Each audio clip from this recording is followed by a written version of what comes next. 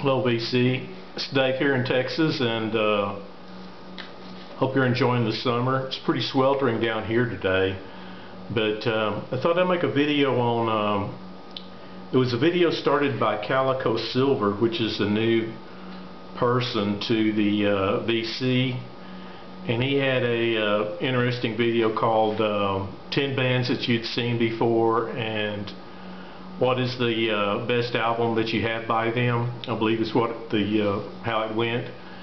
And Chris Kibler also did a video on it along with Randy Weaver, and I just saw one last night by Dean of Grandma's Handbag. He did one. So I thought I'd chime in. I've seen a couple of bands through my lifetime, so anyway, here goes. I used to save the ticket stubs on a lot of the bands, but somewhere along the line I kept some and others, you know, I didn't keep, or they got lost or something. But this is ZZ Top's first album. Of course, the band is from Texas, and I saw them a long time ago, back in the around 1970, something like that, and they had just released this first album, or between the first and second album. And I was living in I was a teenager back then, or you know, 20-ish, and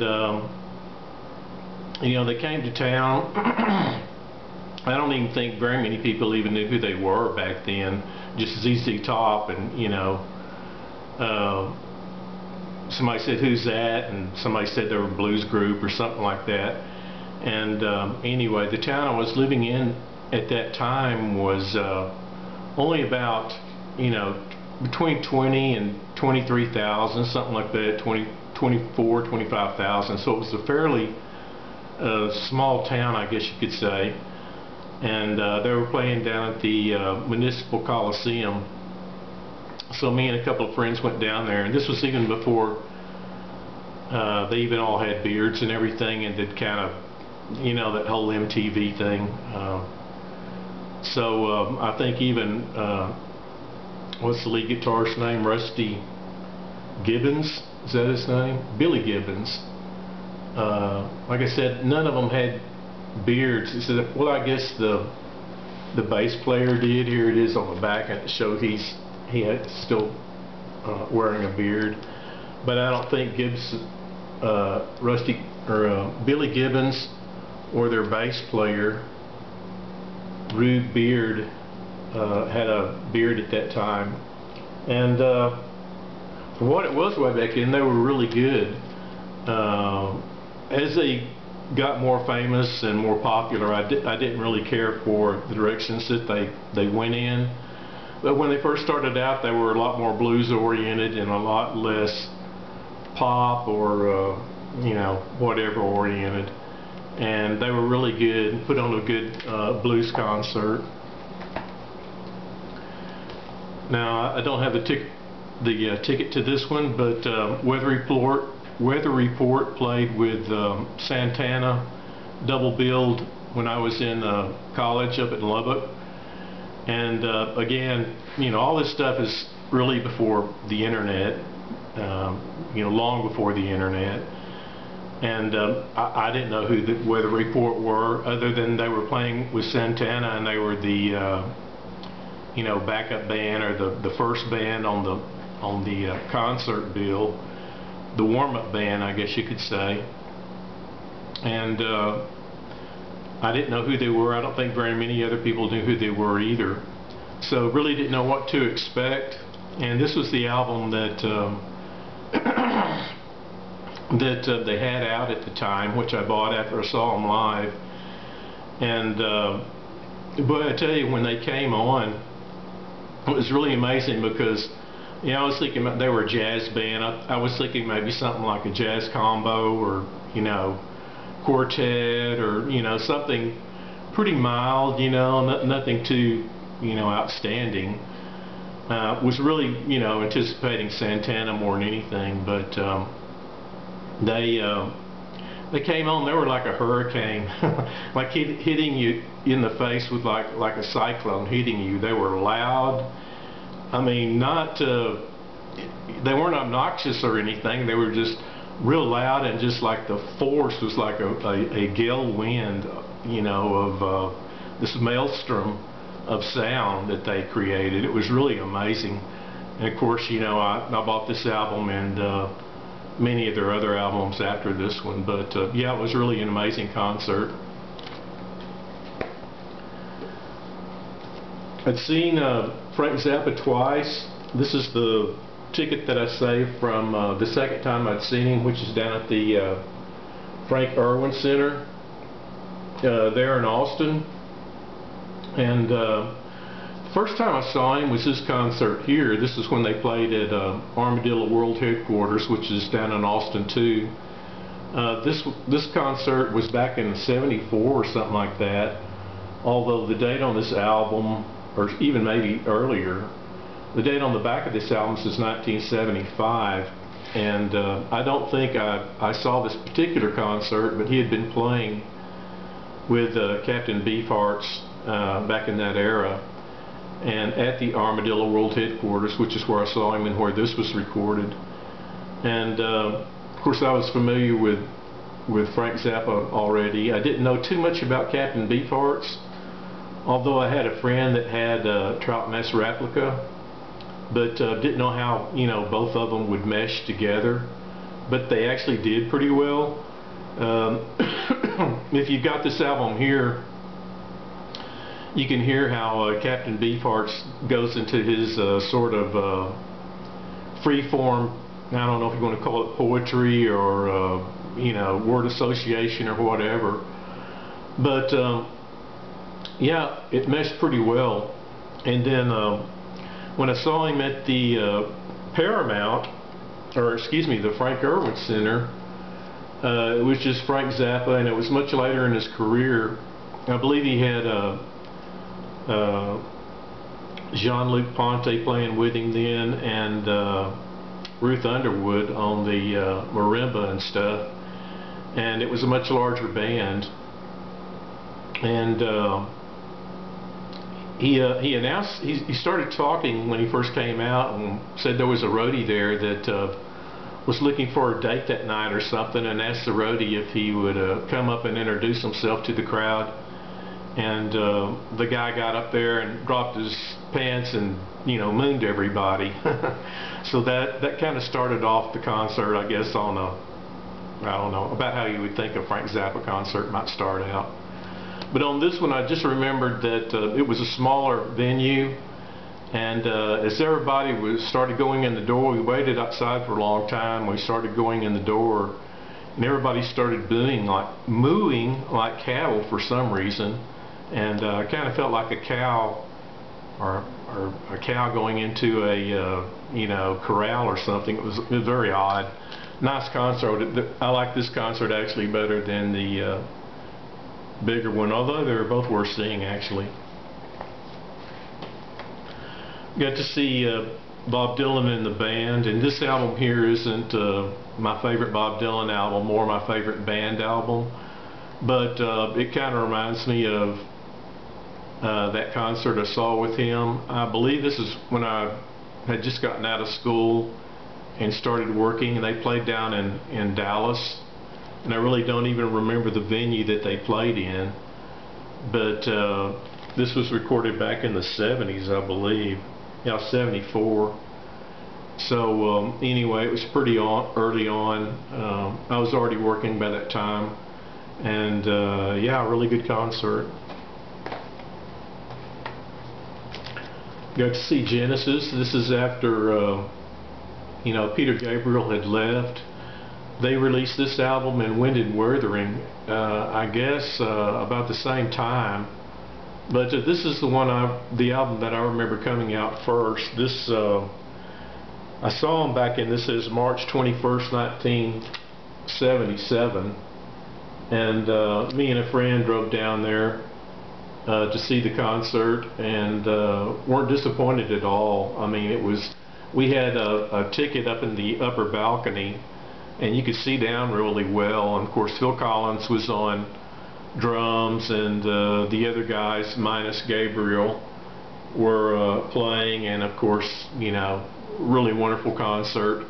Phil Collins was a great singer, and they still put on a really good show. Got to see Eric Clapton. This was when he played in Midland.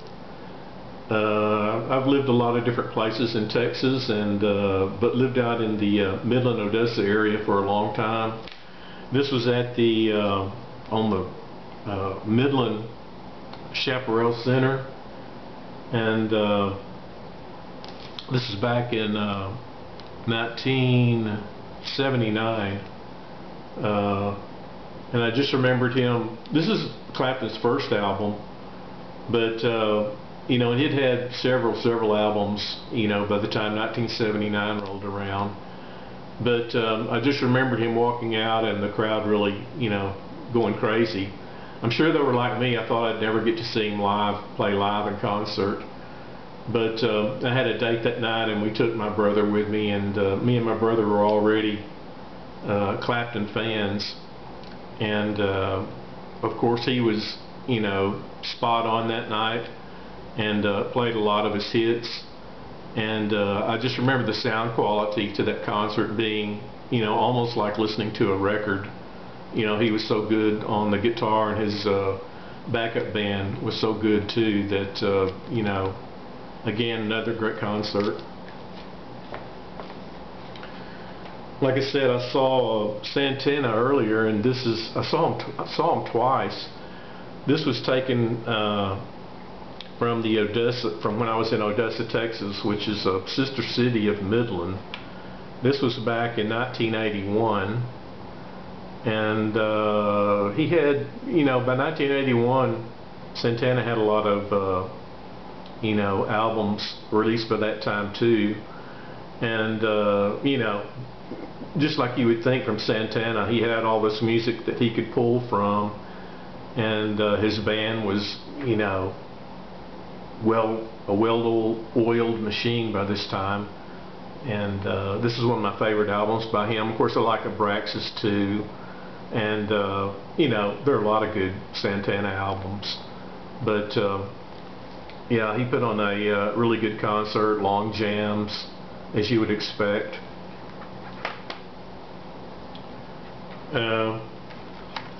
Got to see The Cure. This is their